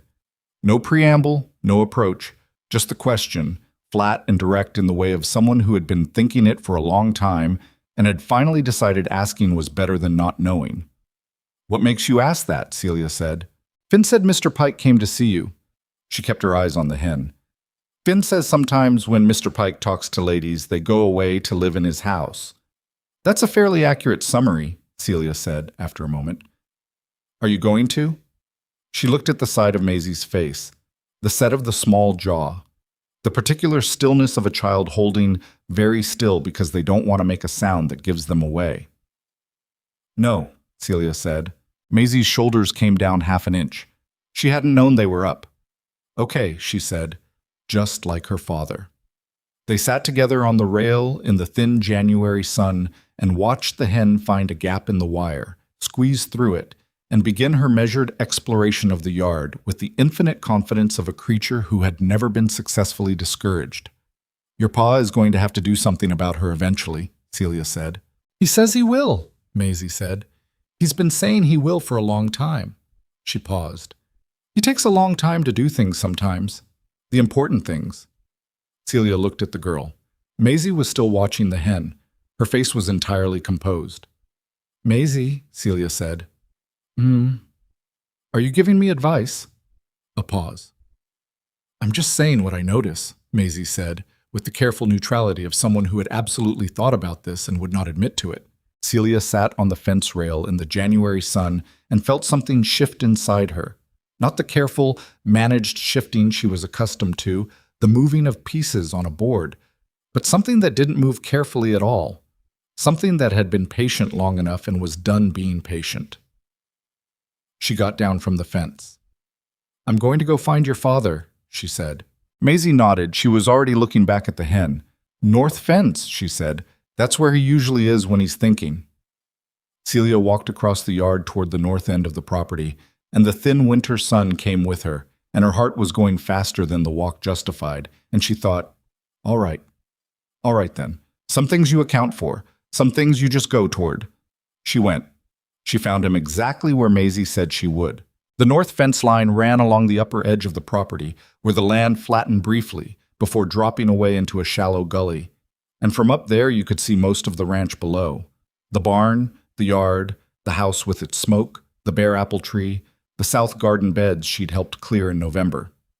Gideon was crouched at a section of fencing where 2 posts had heaved up from the frozen ground, working them back into position with a steel bar. Finn was 30 feet down the line doing something with wire, either helping or planning to help, the distinction being loose at that age. She walked up the slope and her boots broke through the soft top crust of the snow with each step, and the cold came up through the leather. She was breathing harder than she would have liked by the time she reached him. He heard her coming and looked up. He registered something in her face, whatever was in her face, and he stood up slowly from the crouch. "Celia," he said. "Don't," she said. "Don't say anything yet. I need to say something first, and if you start talking, I'll lose the order of it." He closed his mouth. He held the steel bar at his side and waited. Down the fence line, Finn had gone very still in the way of a child who understands that something is happening and has made the correct calculation that the best strategy is invisibility. She stopped a few feet in front of him. The wind was low but steady, coming off the higher ground behind them, and it pulled a few strands of her hair across her face, and she didn't bother pushing them back. "I'm not choosing you because I have nowhere else to go," she said. "I want that to be the first thing I say, because I don't want it said later that I settled. I had somewhere else to go. Warren Pike offered me a good life, and he meant it, and I said no." She held Gideon's gaze. "I said no because every time I tried to imagine it, the house, the stability, all the sensible reasons, what I kept coming back to was a kitchen table and a bad-tempered horse, and Maisie asking me if I knew how to do the twist in a braid." She stopped, steadied. "I kept coming back to you." He was very still. The wind moved between them. "I've been waiting," she said, "because I thought you needed time, and I still think that. I'm not asking you to be something you're not ready to be, but I'm also not going to keep walking back down that road every Sunday and pretending I'm walking back to nothing." She felt her voice tighten slightly, and she let it. "I need to know if you're in this. Not perfectly, not with a plan, just in it." The quiet that followed was the longest 15 seconds she could remember. Then Gideon set the steel bar down against the fence post. He pulled off his work glove, the right one, and he pushed his hand back through his hair, the way he did when he was sorting through something he didn't have the words for yet. He looked out at the ranch below them for a moment, the smoke, the barn, the bare tree, all of it. And then he looked back at her. "The day Finn talked to you on that bench," he said, "I was already halfway up the street. I heard him start talking, and I thought, that's not my business. He'll talk to anyone. Just keep walking." He stopped. The muscle in his jaw moved. "I made it about 40 feet. "I know," she said. "I counted." Something shifted in his face. "I turned back because—" He shook his head. "I told myself it was because Finn was bothering you. That was a lie I told myself for about 3 days before I stopped." He looked at her directly. "You were sitting there looking like someone who'd been knocked down enough times to know exactly how to get back up and was tired of having to." He paused. "I recognize that." She held herself very still. "I've been careful," he said. "I know how I come across. I know this isn't—" He gestured at the fence, the cold, the whole rough shape of the life he was standing in. "I know this isn't what a woman imagines. Gideon, I'm bad at people," he said. "I know that too. I say things wrong, and I don't say enough of them, and I go weeks without—" "Gideon," she said again, more firmly. He stopped. "I'm standing at your north fence in January," she said. "I walked up a hill in bad boots to get here. I think we're past you making the case against yourself." He looked at her for a long moment. Then the corner of his mouth moved. It was small, barely there, but it was real. The most unguarded thing she had seen on his face in 3 months. "Yeah," he said. "I guess we are." So. He reached out and pushed the strand of hair back from her face, carefully, with the back of his fingers. A single gesture, brief and deliberate, and she felt it in her chest the way you feel something you've been waiting for without knowing you were waiting. "I'm in it," he said. "I've been in it. I just didn't know how to say that without saying everything I couldn't say yet." "That's enough," she said. "That's enough to start with." Down the fence line, Finn made a sound that wasn't quite a cough. Gideon turned to look at his son. "Not a word," he said. "I didn't say anything," Finn said, with the expression of someone who had said everything without opening his mouth. "Get back to the wire." "I was never not on the wire," Finn said. Celia laughed. Again, it surprised her. Or maybe it surprised Gideon more, the warmth of it out in the January cold, because he looked at her with an expression she hadn't seen on him before. Not quite wonder, more like recognition, like a man hearing a sound he'd forgotten he missed. They walked back to the house together, the three of them, with the thin sun on their backs and the snow soft underfoot. And she thought that this was not how she had imagined any of it. She had not imagined the cold or the bad boots or the steel bar lying against a fence post. She had not imagined Finn pretending not to be watching everything. She had not imagined that it would feel this solid and this unfinished at the same time, real in the way that actual things were real rather than the way hoped-for things were. and she found she didn't mind any of it. She didn't mind it at all. Maisie was still on the fence rail when they came back into the yard. She looked at Celia, then at her father, then at Finn, who gave her a look she apparently understood because she got down from the rail and brushed off her coat and walked into the house without a word, which may have been the most controlled expression of satisfaction Celia had ever seen from a 6-year-old. What followed was not simple, and it was not fast, and she would not have wanted it to be. They were careful people, both of them, shaped by having things fall apart before, and careful people did not build on ground they hadn't tested. But the testing was different now. There was a shape to things that hadn't been there before. Not a plan exactly, but a direction, and direction was enough. She still walked back to Blackridge on Sunday evenings. She still slept in her boarding house room and worked the laundry the days Mrs. Schraft had for her. The practical arithmetic of her situation had not changed. But the arithmetic felt different when it wasn't about survival and when there was someone else doing arithmetic alongside you, whether or not either of you had said that directly. Gideon said things now that he hadn't said before. Not many more things. He was still a man of limited words, and she had accepted that and found it mostly suited her. But the things he said had more of him in them. He told her, one evening in February, while they were repairing a section of the barn roof, that he had spent the first year after his wife died not sleeping more than 4 hours at a stretch, because every time he lay down in the dark, he started making the list of everything he couldn't do, and it got too long to carry. He said it the same way he said most things, matter-of-factly, looking at the work in front of him. And she understood it was not a small thing to say, and didn't treat it like one. "What changed the second year?" she asked. "Finn started talking," he said. "I couldn't sleep, but I couldn't make the list either because he'd be up at 5 asking about horses. Hard to maintain a crisis with a kid asking about horses." She smiled at the roof board she was holding. "And Maisie?" "Maisie just looked at me." He drove a nail. "She's had that look since she was 2. I can't get away with anything with that child." "I know the look." "Yeah." He reached for another nail. "She likes you. She doesn't like many people. She liked me because I helped her find brown sugar in a store." "She liked you before that," he said. "Finn told me she talked about you after the bench. She said you didn't talk to her like she was small." Celia held the board and thought about the little girl who had stood outside a store doing arithmetic rather than ask a stranger for help. "She's not small," she said. "No," Gideon agreed. "She's not." It was February, deep in the middle of it, when the first real trouble arrived. Not between them, from outside, which was almost worse, because it was the kind of trouble that had a name and an address and a legal filing attached to it. She came to the ranch on a Thursday, not a Sunday. She had taken to coming Thursdays as well by then, without either of them having formally decided this, and found Gideon at the kitchen table with papers spread in front of him and an expression she hadn't seen before.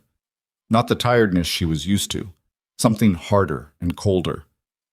"What is it?" she said. He looked up. "Sit down." She sat. He pushed one of the papers across the table, a letter with an official header she didn't immediately recognize. She read it. It was a claim notice, a land survey dispute citing an irregularity in the original deed to the Calder Creek property. The letter was from a territorial surveying office. At the bottom, the name of the filing party, Blackridge Land and Commerce. She looked up. "Warren Pike," Gideon said. She set the letter down. "When did this arrive?" "This morning." He was very still. "The deed dispute has apparently been in consideration for several months. This is the formal notice." "Do you have a lawyer?" "There's one man in Durango I've used before for ranch business. I sent a wire this morning." "What does the claim say exactly?" He pulled the letter back and read from it in a flat voice. The original 1871 survey of the Calder Creek boundary was conducted by a surveyor whose credentials were subsequently found to be irregular by the territorial office, meaning the legal boundary of the property had never been formally confirmed. The Land and Commerce Office was filing to have the boundary resurveyed, and pending that survey, a portion of the north pasture, approximately 40 acres, was under disputed status. 40 acres, the north pasture where she'd walked every Sunday for 3 months, where the fence line was, where she'd stood in the snow that morning 2 weeks ago and said what she'd said. "This is because of me," she said. Gideon looked at her. "This is because Warren Pike is a careful man who knew he was losing something he wanted, and found the most practical way to respond. His voice was even. This is not because of you. He's doing this because he can, Gideon said, and because he's been looking at that north pasture for 3 years. He's wanted that land long before you came to Blackridge. He paused. You just gave him a reason to move on it now instead of later. She sat with that for a moment. Can he win? Depends on the survey. Depends on the original deed. I've had the property for 10 years, and my father-in-law had it for 20 before that. The boundary is where it is. He folded his hands on the table. But legal disputes cost money and time, and that's the point, isn't it? Make it expensive enough and difficult enough, and maybe I sell rather than fight. You won't sell. He looked at her directly. No, he said. I won't. She looked at the papers on the table. She thought about Warren Pike's careful, pleasant face. She thought about what he'd said. I can give you something permanent here. Standing, in this town. She thought about the other thing he'd said. I don't want to see you wait for something that might not come. She had read that as concern. She wondered now how much of it had been calculation. I need to talk to him, she said. Celia, not to ask him to stop. I know he won't stop because I ask him to. But I want to look at his face when I tell him I know what he's doing. She kept her voice level. And I want him to know that whatever he thought was going to happen, it isn't. Gideon studied her. He's not a stupid man. Talking to him won't change the filing. I know that. I'm not going for the filing. She met his eyes. I'm going for me. I need to say it to his face. He held her gaze for a long moment. Then he nodded once, the way he nodded when he recognized something is true, even if he'd have handled it differently himself. She went to the Land and Commerce office the following morning. Warren was at his desk.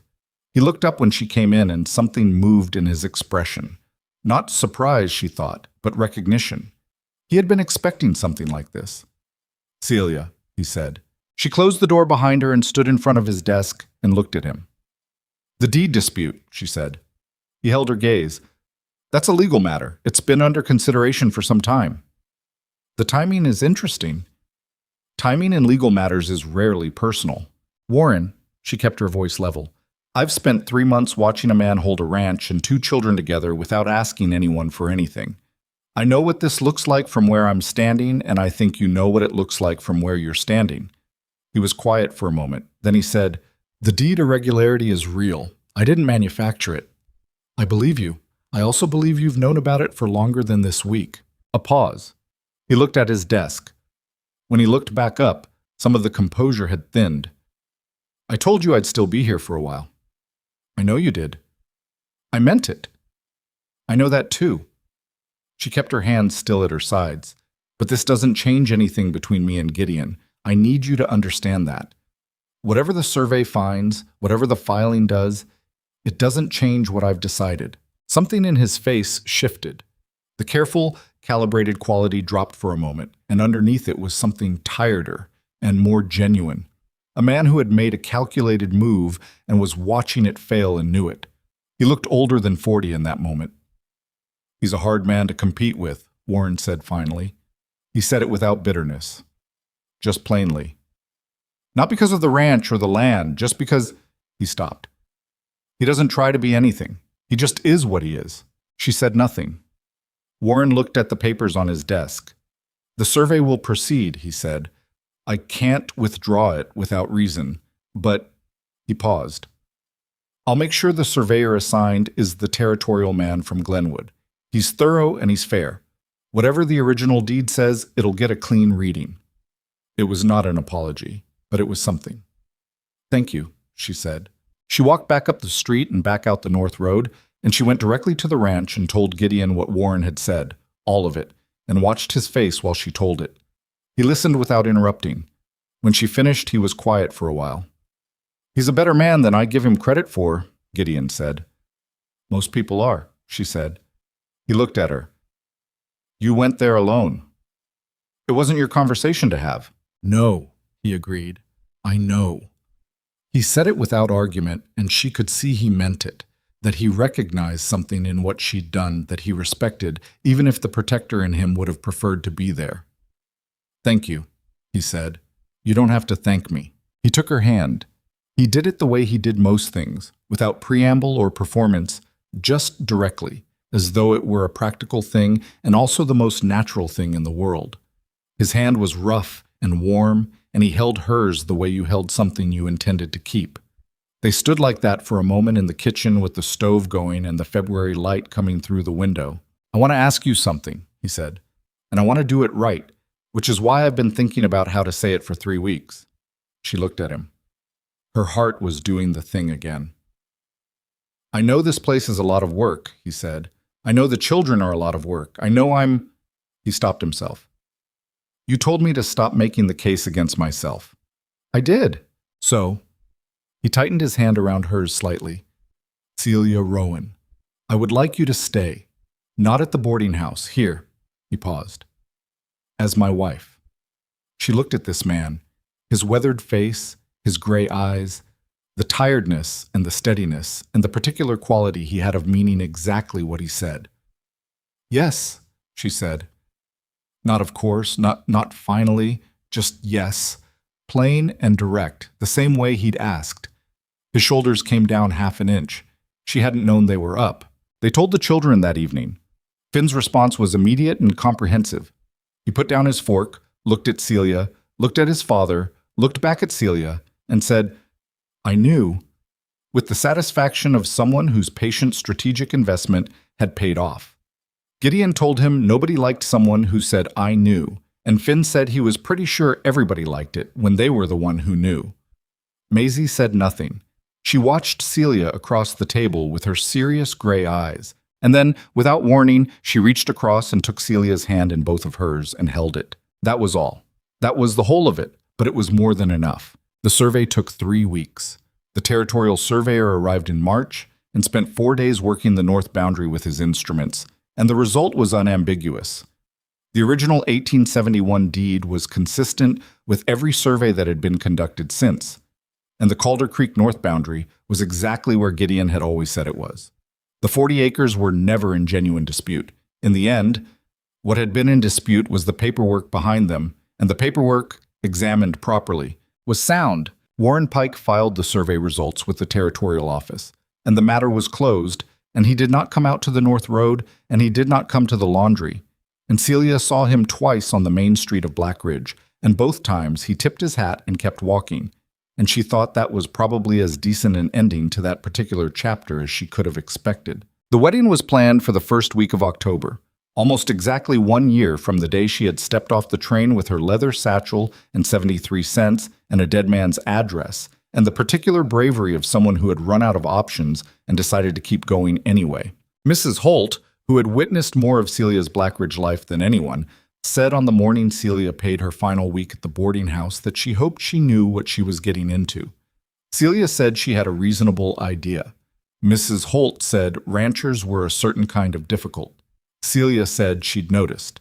Mrs. Holt handed her back half the week's payment without comment, which was, coming from Mrs. Elna Holt, roughly equivalent to a long emotional speech. She carried her leather satchel up the North Road for the last time on a Saturday in late September, a week before the wedding, to begin the practical business of moving her life into the house at Calder Creek. It was a clear evening, the mountains sharp against the sky, the first cold edge of autumn in the air. She came through the gate. Gideon was on the porch. He looked at her satchel, then at her. "That everything?" he said. "That's everything." He held the door. She went in. The wedding was on a Saturday, the 4th of October, 1886, exactly 1 year and 3 days after Celia Rowan had stepped off a train with a worn leather satchel and nowhere particular to go. It was not a large ceremony. Gideon had suggested a small one, and she had agreed immediately, which he seemed to find either reassuring or suspicious. She was never entirely sure which. The neighbors came.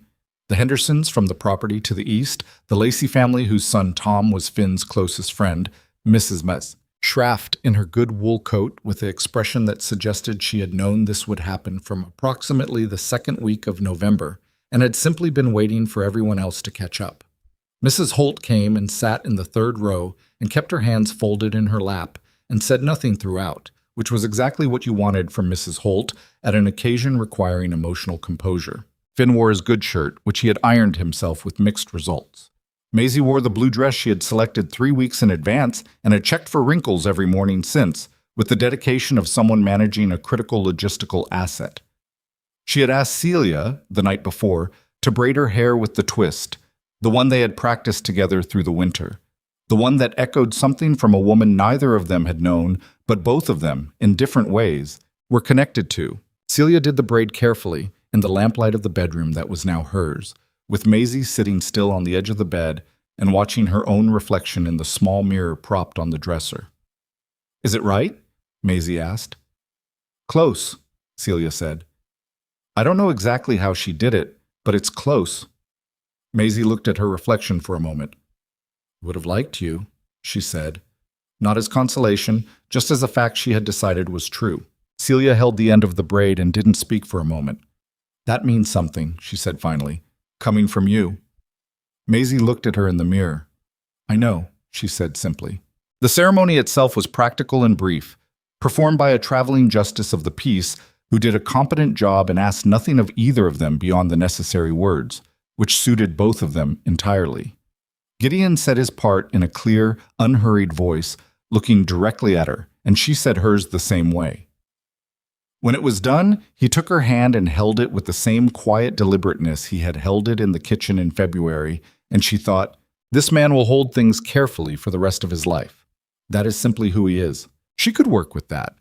She had always been better at holding than at being held. Afterward, there was food at the long table the Hendersons had helped carry out into the yard, and the afternoon turned golden the way October afternoons did in the Colorado high country. The mountains lit up, and the aspens on the upper slopes burning yellow, and Finn talked without stopping for approximately 2 hours, and Maisie ate 3 pieces of Mrs. Henderson's apple cake, and Gideon stood beside Celia at the edge of the yard and watched all of it with the look he sometimes got when something good was happening that he hadn't entirely prepared himself for. "All right?" she asked him quietly. "Yeah," he said. "More than." That was the wedding. What came after it was harder and more ordinary and more real, which was exactly what both of them had expected, and what neither of them had fully prepared for regardless. Marriage, Celia discovered, was not a resolution. It was a door into a room where all the actual work was kept. The practical work was familiar to her by now. The ranch, the animals, the children, the 1,000 small maintenances that kept a frontier property from falling into the ground. But the work of 2 people sharing a life was different from visiting a life. And there were days in that first autumn and through the hard winter that followed when the difference made itself felt in ways she hadn't anticipated. Gideon was a man who went quiet when he was worried and went busy when he was overwhelmed. And the first winter with the cattle was both. A hard freeze in November took 2 of the young stock and damaged the east section of the barn roof they hadn't gotten to yet, and the money to repair it properly wasn't there. And she watched him carry that through December in silence, and she didn't know, at first, how to reach him inside the silence, because she hadn't had to before. When she'd come on Sundays, she had come to the surface of his life. This was the interior. She tried talking at him, and he would answer in 1 or 2 words. She tried leaving him alone, and he would disappear into the barn for 4 hours. Finally, one evening in mid-December, when the roof concern had stretched into 2 weeks of silence that was starting to have weight in the walls, she put supper on the table and sat down and said, "Tell me the number." He looked up from the table. "The actual number," she said, what the repair costs and what we have and what the gap is. Just tell me." A pause. He told her. It was not as bad as she had feared from the silence. It was bad enough, but it was a real number, and real numbers had real solutions. She had spent enough of her life in tight arithmetic to know the difference between a problem and a catastrophe, and this was a problem. "The Lacey's need help with their spring fencing," she said. "Tom mentioned it. That's work you could take on in March. And Mrs. Schraft told me she needs someone to manage the laundry accounts through the winter while her husband is recovering. I can do that from here." He looked at her across the table. "You just had that ready." "I've been thinking about it for a week," she said. "I was waiting for you to tell me the number." Something in his face changed. Not broke, exactly. Loosened. The tightness around his eyes that had been there for 2 weeks eased slightly, and he looked at her the way he sometimes looked at her in the early morning, when the defenses weren't fully assembled yet and she could see something more unguarded underneath. "I don't always know how to let someone in," he said. "I know, I'm learning the door." She picked up her fork. "We should eat. The food's getting cold." He picked up his fork. Celia. Thank you. He said it the way he had said thank you on the day they cleared the garden together. It covered more ground than it appeared to. They ate. The stove was warm. Outside, the winter pressed against the windows and didn't get in. They took on the lacy fencing work and the laundry accounts, and the winter passed the way winters did, hard and long, and eventually over. By the time March came in with its grudging thaw, the barn roof had its repair and the cattle numbers had been partially rebuilt, and Celia had learned 3 things about the door into Gideon Mercer's interior. You couldn't knock, you couldn't force it, and if you simply stood close enough and waited long enough, he would open it himself. It was not efficient. It was what worked. That spring, she put in the kitchen garden. She started on the section that had been his wife's, the one with the river stones along the border, cleaned out and turned and waiting since November of the year before. She had thought about it carefully, about whether it was the right thing or a complicated thing, and she had decided that things could be both and that complicated did not mean wrong. She planted lavender along the edge first. She found the seeds in Durango on a supply run in April, at a shop that had them in a small paper packet at the back of a drawer. The shopkeeper slightly surprised anyone was asking. She brought them home and planted them in the warm May soil alongside the border stones where the original plant had been. Where one root of the original plant still was, still alive, she'd been right about that. Green at the base, in the way that meant it would come back if someone let it. Gideon saw what she was doing from across the yard on the second afternoon of planting. He came over and stood at the edge of the bed and looked at it for a long time. She kept working. Lavender, he said, against the stones, like before. He was quiet for a moment. The original one is coming back. I know, I put the new ones around it, not over it. She sat back on her heels and looked up at him. I thought they could all be there together, old and new. He crouched down beside her. He looked at the soil and the seeds and the old root with its thin new growth coming up through the turned earth. He looked at it for a long time. Yeah, he said. That's right. He picked up the trowel she wasn't using and started on the next section without being asked, and they worked together in the May afternoon until the light went. And Maisie came out at some point and stood watching with her arms folded, and then got down and started pressing seeds in beside her father with small, careful fingers. And the 3 of them worked the garden bed while Finn provided commentary from the fence rail about the structural integrity of their row spacing, which nobody asked for and nobody told him to stop. The garden grew. That was the simple and also the remarkable thing. The lavender came in that summer. Not abundantly, the first year rarely was, but it came, gray-green stems and the beginning of the flower spikes.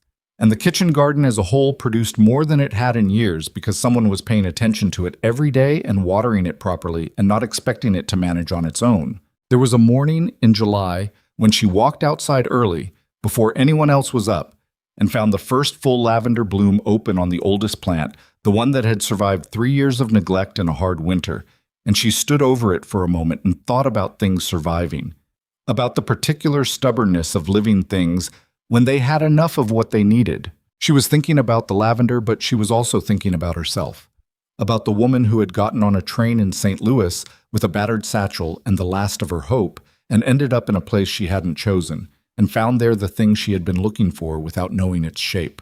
People talked about belonging like it was a destination, like you arrived at it, but it wasn't a place you arrived at. It was a thing you built, slowly, out of small daily decisions. The lunch pails and the fence posts and the braid and the number told across a supper table. The door you learned to stand beside until it opened. The lavender planted around the old root instead of over it. You built it and it held, and some mornings you walked out in the July light and looked at what you'd built, and it was real, and it was yours. Finn turned 12 that fall. He had grown 3 inches since Celia arrived in Black Ridge, and the too large coat finally fit him, which he seemed to regard as a personal accomplishment.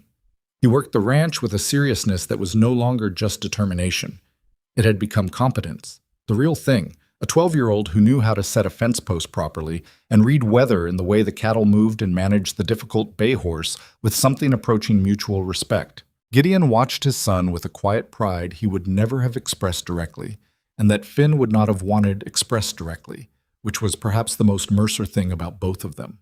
Maisie turned 9 and learned to read with a focused intensity, that suggested she had decided reading was a skill to be mastered the way she mastered everything else, completely and on her own schedule, and with no assistance unless she asked for it.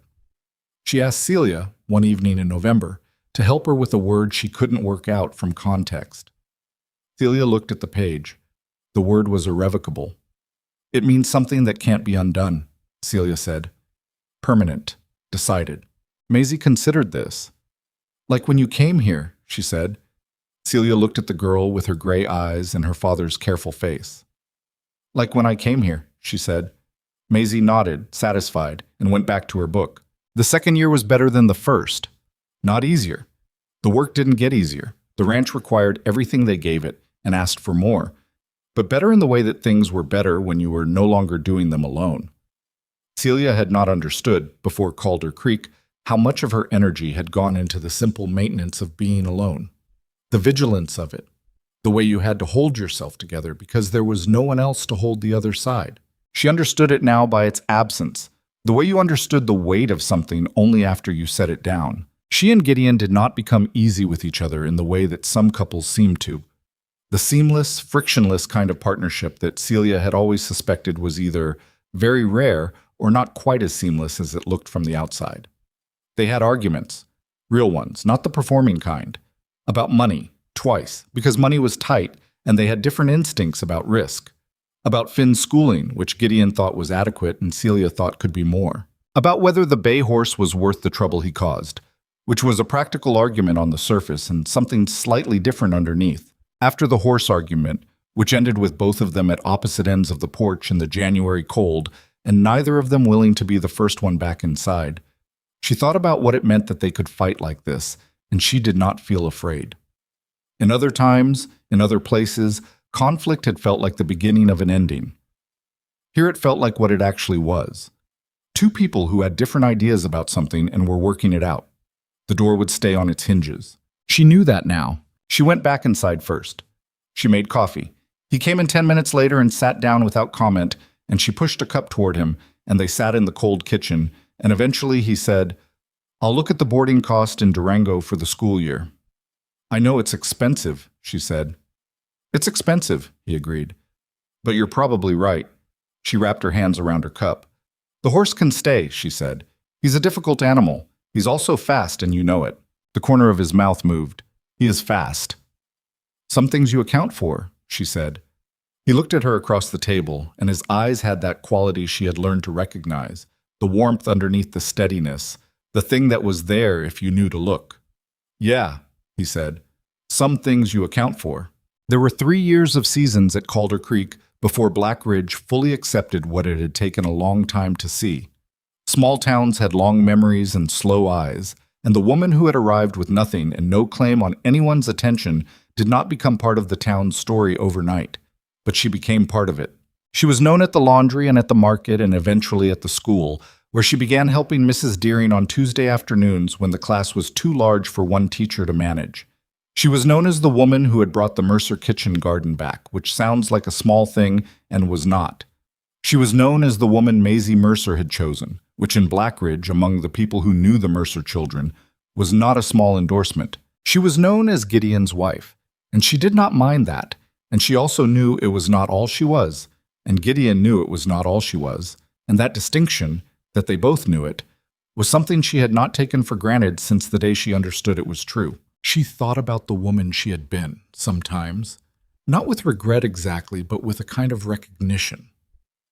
The woman sitting on the bench on the main street of Black Ridge with 73 cents and nowhere to go, she had not been wrong about things being difficult. She had not been wrong that the doors kept closing. But she had also not been able to see from there that the closing doors were clearing a path. Not because the world was arranging itself kindly on her behalf, she had lived long enough to know better than that, but because she had kept going. She had picked up the satchel every time and kept going, and eventually going had brought her somewhere worth arriving. That was not a comfortable lesson. It was not the kind you could plan for or rely on. There was no guarantee that keeping going led anywhere except further along. But here was what she knew from the other side of it. The things worth having were, almost without exception, on the other side of the thing that was hardest to do. The conversation at the north fence, the number told across the supper table, The walk through a town that owed her nothing, again and again and again. The morning of the 3rd October at Calder Creek, she stood on the porch before anyone else was up, with the first frost on the ground and the mountains lit with early sun, and the lavender in the kitchen garden gone to seed for the winter, gray and dry, and already preparing for spring. The ranch was quiet in the particular way of early mornings. The animals stirring but not urgent, the light coming in low and clean across the hillside. She heard the screen door behind her and felt Gideon's hand come to rest at the small of her back. He stood beside her and looked at the same morning she was looking at and said nothing, which was right, because there was nothing that needed saying. Maisie appeared in the doorway a few minutes later in her nightgown with her hair loose, squinting at the frost. "Is there coffee?" she asked. "I'll make it," Celia said. "I can make it," Maisie said, with the dignity of a 9-year-old who had been making coffee for 2 years and considered it established territory. "Then make it," Celia said. Maisie disappeared back inside. The sound of her moving around the kitchen came through the door.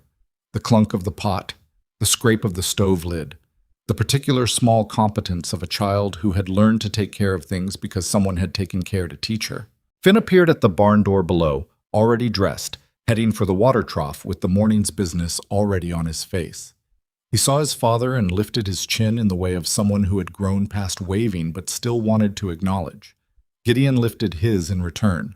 She stood on the porch of the Calder Creek Ranch on an October morning, and the frost was silver on the ground, and the mountains were burning, and somewhere in the kitchen a 9-year-old girl was making coffee with serious attention, and somewhere below a 12-year-old boy was breaking the ice on the water trough because it needed doing. She had come here with nothing. That was still true.